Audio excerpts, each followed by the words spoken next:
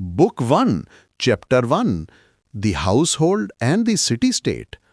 Aristotle अपनी किताब politics की शुरुआत इस बात से करते हैं कि हर कम्युनिटी किसी न किसी गुड, भलाई के लिए बनाई जाती है, और क्योंकि हर इंसान किसी न किसी भलाई को हासिल करना चाहता है, इसलिए पॉलिटिकल कम्युनिटी यानी पोलिस सबसे ऊपर और अहम होती है।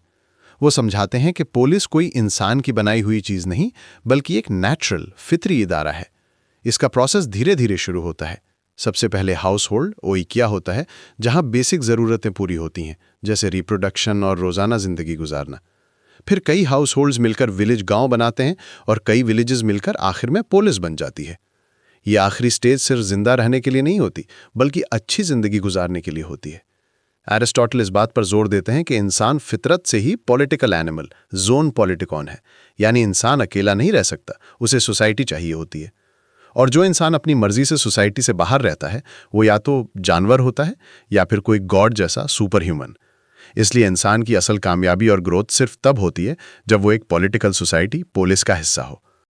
Chapter 2, the households natural components. Household society की सबसे छोटी और फितरी यूनिट होती है।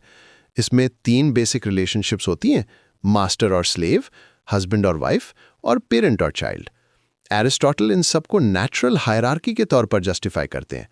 वो कहते हैं कि मास्टर का स्लेव पर रूल करना दोनों के लिए फायदेमंद होता है, बिल्कुल उसी तरह जैसे सोल बॉडी पर हुकूमत करती है। इसी तरह उनका कहना है कि मर्द औरत से सुपीरियर होता है और बड़ा छोटे पर रूल करता है। ये सब उनके नज़दीक फितरत के मुताबिक है। हर रिलेशनशिप का अपना एक पर्पस होता है। स्लेव इकोनॉमिक काम करता है, काम और प्रोडक्शन। वाइफ फैमिली को कंटिन्यू करती है, और चाइल्ड को फ्यूचर के रोल्स के लिए प्रिपेयर किया जाता है। एरिस्टोटल कहते हैं कि हाउस होल्ड पूरी स्टेट, पोलिस की बुनियाद है। अगर हाउस होल्ड ठीक तरह मैनेज हो तो पूरी सोसाइटी भी ठीक चलती है। Chapter 3, natural slavery and rational hierarchy. Aristotle की बुक 1 का एक सबसे कंट्रोवर्शियल हिस्सा नेचुरल स्लेवरी का कॉन्सेप्ट है। वो कहते हैं कि कुछ लोग फितरत से ही स्लेव होते हैं। इसका मतलब यह है कि उनमें इतनी रैशनल एबिलिटी नहीं होती कि वो खुद अपने आप को प्रॉपरली कंट्रोल कर सकें। ऐसे लोगों के लिए बेहतर होता है कि वो उन लोगों के अंडर रहें जिनके पास पूरी रैशनल सोच होती है। एरिस्टोटल यहाँ 2 चीज़ों में फ़र्क करते हैं: रीज़न के ज़रिए हुकूमत करना और फोर्स, जोर के ज़रिए हुकूमत करना। वो कहते हैं कि अगर हुकूमत रीज़न पर बेस्ड हो और फितरी हो तो वो ठीक और जस्ट है। नेचुरल स्लेव वो होता है जो रीज़न को समझ तो सकता है, लेकिन खुद से सोच जनरेट नहीं कर सकता। इसलिए उसका किसी के अंडर रहना जुल्म नहीं, बल्कि उसके लिए फ़ायदामंद होता है। लेकिन एरिस्टोटल उस स्लेवरी को क्रिटिसाइज करते हैं जो सिर्फ जंग या ज़बरदस्ती से आती है। वो कहते हैं कि हर वॉर प्रिजनर नेचुरल स्लेव नहीं होता। इस तरह वो नेचुरल स्लेवरी और ज़बरदस्ती वाली स्लेवरी, कन्वेंशनल स्लेवरी में फ़र्क करते हैं, और ये फ़र्क पॉलिटिकल जस्टिस को समझने के लिए बहुत इंपॉर्टेंट है। Chapter 4, mastery and house hold rule compared. Aristotle यहाँ एक इंपॉर्टेंट फ़र्क बताते हैं। एक होता है डेस्पोटिक रूल, डेस्पोटिकोस, जो स्लेव्स पर होता है, और दूसरा होता है पॉलिटिकल रूल, पॉलिटिको आर्काई, जो फ्री सिटीजन्स पर होता है। वो कहते हैं कि हाउस होल्ड का रूल और स्टेट का रूल एक जैसा नहीं होता। मास्टर जो स्लेव पर हुकूमत करता है वो सिर्फ अपने फ़ायदे, यूटिलिटी के लिए होता है, ना कि सबके कॉमन गुड के लिए। लेकिन पॉलिटिकल रूल इससे बिल्कुल मुख्तलिफ होता है। पॉलिटिकल सिस्टम में लोग अपनी मर्जी से सिस्टम का हिस्सा बनते हैं, और हुकूमत बराबरी वालों के दरमियान घूमती, रोटेट करती है। इसलिए मास्टर की अथॉरिटी एब्सोल्यूट होती है और ज़रूरत पर बेस्ड होती है, जबकि पॉलिटिकल अथॉरिटी शेयर्ड होती है और सबकी बेहतरी वर्चू के लिए होती है। एरिस्टोटल कहते हैं कि हाउस होल्ड के रोल्स, खासतौर पर मास्टर वाला रोल, सीधा स्टेट में अप्लाई नहीं किया जा सकता। वो लोगों को क्रिटिसाइज करते हैं जो हाउस होल्ड मैनेजमेंट को ही पॉलिटिकल लीडरशिप समझ लेते हैं। उनका कहना है कि अगर ऐसा किया जाए तो सियासत सिर्फ इकोनॉमिक कंट्रोल तक लिमिटेड हो जाती है, जो कि पॉलिस के लिए बिल्कुल ठीक नहीं है। यानी स्टेट को सिर्फ माल और कंट्रोल से नहीं, बल्कि अच्छी जिंदगी और अखलाक से चलाया जाना चाहिए। Chapter 5, the role of women and children. Aristotle कहते हैं कि औरत और बच्चे हाउस होल्ड का हिस्सा तो हैं, लेकिन उन्हें स्लेव्स के बराबर नहीं समझा जाता। वो मुख्तलिफ टाइप्स के रूल का फ़र्क बताते हैं। बीवी पर रूल पॉलिटिकल होता है, स्लेव पर रूल डेस्पोटिक होता है, और बच्चों पर रूल मोनार्किक, जैसे एक लीडर का, होता है। एरिस्टोटल के मुताबिक औरत की सोच डेलिब्रेशन मर्द से कम होती है, लेकिन वो ये नहीं कहते कि औरत बिल्कुल रीज़न से खाली है।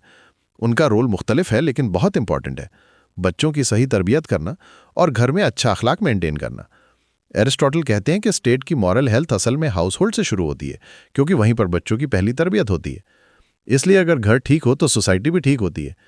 अगरचे वो औरत को सेकेंडरी रोल देते हैं, फिर भी ये मानते हैं कि उनका किरदार फैमिली के अंदर सिविक वैल्यूज और अच्छे अखलाक पैदा करने में बहुत अहम होता है। Chapter 6, property and acquisition. Aristotle जब हाउस होल्ड की बात करते हैं तो वो प्रॉपर्टी हासिल करने, एक्विजिशन पर भी फोकस करते हैं। वो इसे 2 टाइप्स में डिवाइड करते हैं, natural acquisition, unnatural acquisition. Natural acquisition वो होती है जो बेसिक ज़रूरत के लिए हो, खाना, रहना, शेल्टर, टूल्स वगैरह। इसकी एक लिमिट होती है जो इंसान की ज़रूरत तक होती है। लेकिन अननेचुरल एक्विजिशन वो होती है जहां इंसान सिर्फ पैसा जमा करने लग जाता है बिना किसी लिमिट के। ये ज़्यादातर ट्रेड या इंटरेस्ट, सूद के जरिए होती है। एरिस्टोटल उन लोगों को क्रिटिसाइज करते हैं जो जिंदगी के मीन्स या जरिया को ही उसका एंड या मकसद समझ लेते हैं। खासतौर पर वो मर्चेंट्स को क्रिटिसाइज करते हैं जो सिर्फ पैसा बढ़ाने पर फोकस करते हैं बिना इस बात के कि असल इंसानी ज़रूरत क्या है। वो इंटरेस्ट या सूद को भी गलत समझते हैं और कहते हैं कि ये ऐसा है जैसे पैसा खुद से पैसा पैदा कर रहा हो, जो कि फितरी नहीं है। उनका कहना है कि पैसा असल में सिर्फ एक्सचेंज के लिए बना था, ना कि खुद को बढ़ाने के लिए।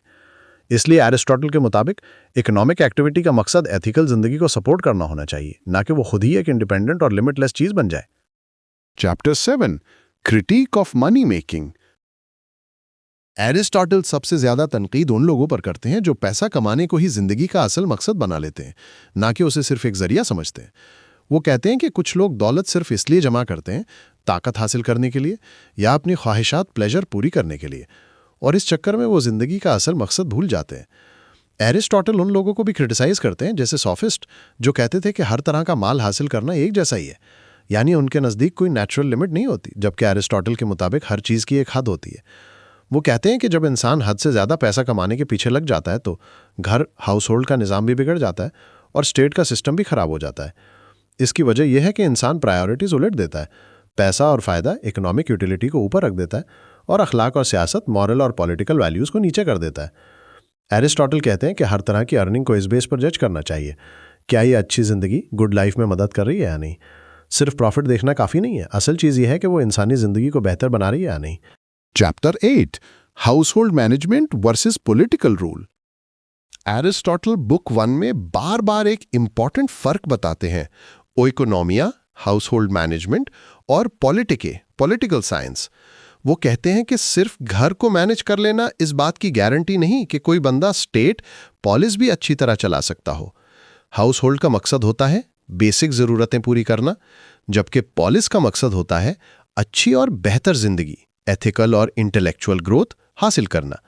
एरिस्टोटल कहते हैं मास्टर घर में सिर्फ कंट्रोल मेंटेन करने के लिए रूल करता है, लेकिन स्टेट्समैन का काम होता है लोगों में वर्च्यू और जस्टिस पैदा करना। पॉलिटिकल लाइफ में होता है मशवरा, डिलिबरेशन, बातचीत और समझाना, परसुएजन और म्यूचुअल रिस्पॉन्सिबिलिटी। ये सब चीज़ें डिस्पोटिक हाउस होल्ड रूल में नहीं होती। इसलिए एरिस्टोटल इस बात को रिजेक्ट करते हैं कि किंगशिप या टिरनी को हाउस होल्ड जैसा होना चाहिए। वो कहते हैं कि पॉलिस को चलना चाहिए लॉज के थ्रू, सिटीजनशिप के थ्रू और रैशनल डिस्कशन के थ्रू। यानी स्टेट सिर्फ कंट्रोल का सिस्टम नहीं, बल्कि समझ और इंसाफ का निज़ाम होता है। Chapter 9, ethical foundations of the polis. Aristotle जोर देते हैं कि पॉलिस का असल मकसद यूडाइमोनिया है, यानी लोगों की बेहतरी, खुशहाली और अच्छी जिंदगी। इसलिए वो कहते हैं कि किसी भी पॉलिटिकल सिस्टम को इस बात से जज करना चाहिए कि क्या ये लोगों में वर्च्यू या अच्छा अखलाक पैदा कर रहा है या नहीं। क्योंकि पॉलिस इंसानी सोसाइटी की फाइनल और कंप्लीट स्टेज है, इसलिए इसका निज़ाम भी एथिकल गोल्स के मुताबिक होना चाहिए। ये सोच उन नज़रियात के खिलाफ है जो स्टेट को सिर्फ पैसा या फ़ायदा, यूटिलिटी तक लिमिटेड कर देते हैं। एरिस्टोटल कहते हैं कि एक अच्छी पॉलिस रीज़न को डेवलप करती है, जस्टिस को बढ़ाती है और टेम्परेंस यानी सेल्फ कंट्रोल सिखाती है, जबकि बुरी पॉलिस या तो अच्छाई को दबा देती है या बुराई को प्रमोट करती है। इसलिए एरिस्टोटल के मुताबिक पॉलिटिक्स और एथिक्स अलग नहीं है, दोनों एक दूसरे से डायरेक्टली कनेक्टेड है। वो कहते हैं कि जो लॉ बनाने वाला होता है उसका काम सिर्फ रूल्स बनाना नहीं, बल्कि लोगों को मॉरल जिंदगी की तरफ गाइड करना होता है। इसी वजह से एरिस्टोटल ये रीइंफोर्स करते हैं कि इंसान पॉलिस के बाहर कंप्लीट नहीं हो सकता, क्योंकि असल ग्रोथ और बेहतरी सिर्फ सोसाइटी के अंदर ही मुमकिन है। तो बुक 1 की समरी ये है कि एरिस्टोटल के मुताबिक इंसान की असल कामयाबी सिर्फ पॉलिस के अंदर अच्छी जिंदगी और अखलाक के साथ मुमकिन है। अगर आपको ये एक्सप्लेनेशन पसंद आई हो तो चैनल को ज़रूर सब्सक्राइब करें।